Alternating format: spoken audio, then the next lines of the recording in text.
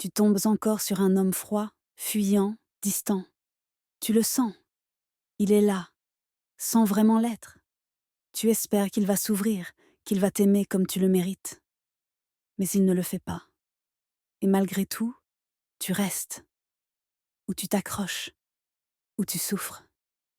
Et tu te demandes, pourquoi je vis encore ça? Ce n'est pas un hasard, ce n'est pas une malchance, c'est un schéma. Et il commence bien avant ta dernière relation. Tomber sur des hommes émotionnellement indisponibles, c'est souvent rejouer une histoire qu'on connaît déjà. Peut-être une absence dans l'enfance, un père peu expressif, une mère débordée, un sentiment de devoir mériter l'amour, gagner l'attention, se faire petite pour ne pas déranger. Et au fond, l'impression que l'amour est toujours un peu loin, toujours un peu compliqué. Alors, plus tard, ton corps reconnaît ces dynamiques. Même si ta tête dit « je veux quelqu'un de disponible », ton inconscient, lui, dit « je connais ça, c'est familier ». Et il te pousse vers des personnes qui ne peuvent pas t'aimer pleinement. Parce qu'en toi, quelque chose pense que c'est ça, l'amour. Tu crois que tu peux les réparer, que ton amour suffira. Tu fais tout bien, tu pardonnes, tu expliques, tu attends, tu patientes. Mais au fond, tu t'épuises.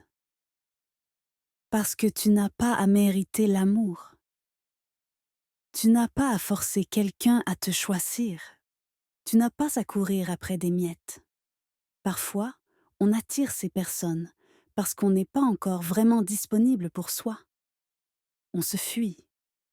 On évite notre propre vide intérieur. On cherche chez l'autre une confirmation qu'on est aimable, qu'on existe, qu'on vaut quelque chose. Mais quand cette validation vient de quelqu'un d'indisponible, c'est un piège. Parce qu'on se sent toujours en manque, toujours en attente. Et puis, il y a la croyance que l'amour, le vrai, c'est intense, compliqué, douloureux, qu'il faut souffrir pour mériter, qu'il faut prouver. C'est faux. L'amour, le vrai, est doux, sain, stable. Il rassure, il élève, il ne te laisse pas dans le doute tous les soirs. Tu n'es pas en train de tomber amoureuse. Tu es en train de revivre une blessure. Et ça te donne l'illusion d'un lien fort. Mais ce n'est pas de l'amour. C'est un déclencheur émotionnel. Tu mérites mieux. Pas parce que tu as fait tous les efforts du monde, mais parce que tu existes et que ta présence, ton cœur, ta douceur sont précieux. Alors comment on en sort? Pas en changeant les autres. Pas en lisant leurs messages 20 fois pour y voir ce qu'ils ne disent pas. Pas en espérant qu'ils changent, mais en changeant ta relation à toi. Commence par t'écouter vraiment.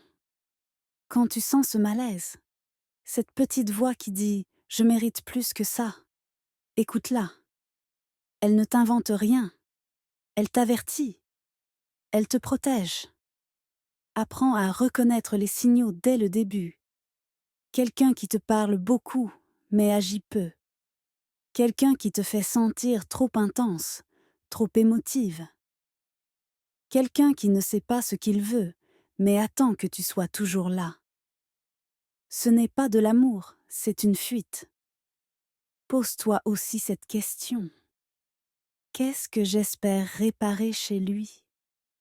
Et pourquoi est-ce que je pense que c'est mon rôle? Tu n'as pas été mise sur terre pour sauver des hommes cassés. Tu n'es pas une mission. Tu es une femme. Et peut-être qu'au fond, tu as peur d'un amour sain. Parce qu'il ne provoque pas cette adrénaline. Il est stable. Il est doux. Et ton système nerveux ne sait pas encore comment vivre ça. Mais tu peux apprendre. Tu peux désapprendre la douleur et réapprendre la paix. Il y aura un moment où tu ne tomberas plus sur ce genre d'hommes, pas parce qu'ils auront disparu, mais parce que tu ne les choisiras plus, parce qu'ils ne t'attireront plus, parce que ton corps, ton cœur, ton esprit seront alignés sur autre chose, sur l'amour, pas sur la survie. C'est là que commence le vrai changement, quand tu ne cherches plus à être choisi, quand tu te choisis, toi, pas de façon égoïste, mais de façon honnête. Tu te respectes, tu dis non, tu t'éloignes des dynamiques floues, tu ne laisses plus les mots jolis masquer des actes absents. Tu redeviens la priorité de ta propre vie. Tu ne restes plus là où tu sens que tu rétrécis. Tu refuses les demi-relations. Tu n'attends plus un miracle chez quelqu'un qui n'a même pas envie d'ouvrir les yeux.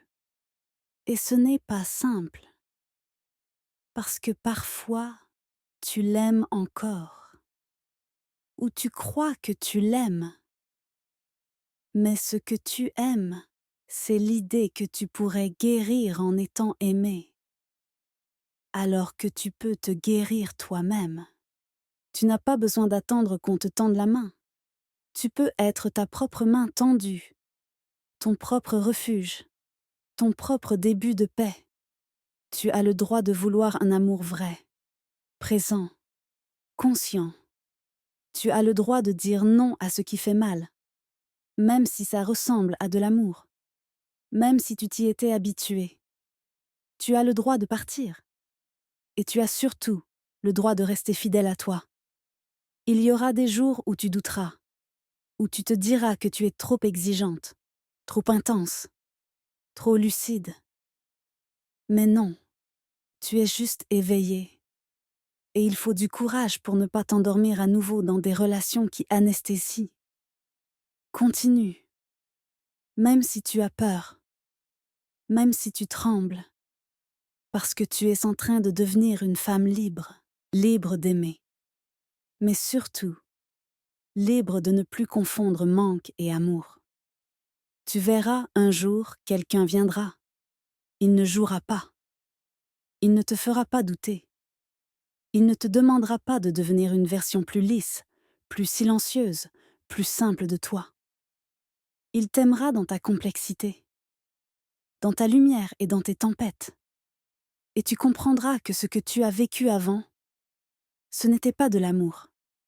C'était une répétition.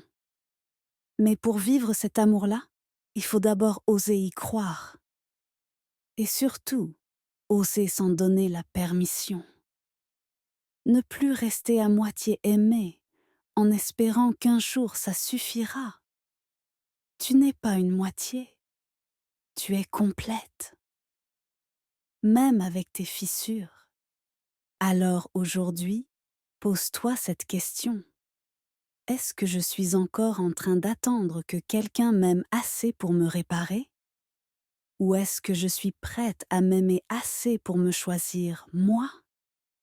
Tu n'as pas à prouver ta valeur. Tu n'as pas à guérir à travers l'autre. Tu es assez. Maintenant, comme tu es. Et si ce message t'a parlé, si tu sens que ça fait écho quelque part en toi, prends ce moment pour respirer, pour te remercier d'être encore là, et surtout, pour continuer d'avancer sur ce chemin. Tu n'es pas seule. On est nombreuses. Et ici, sur cette chaîne, on avance ensemble. Abonne-toi si tu veux continuer à t'éveiller, à te libérer et à reprendre ta place. À très vite.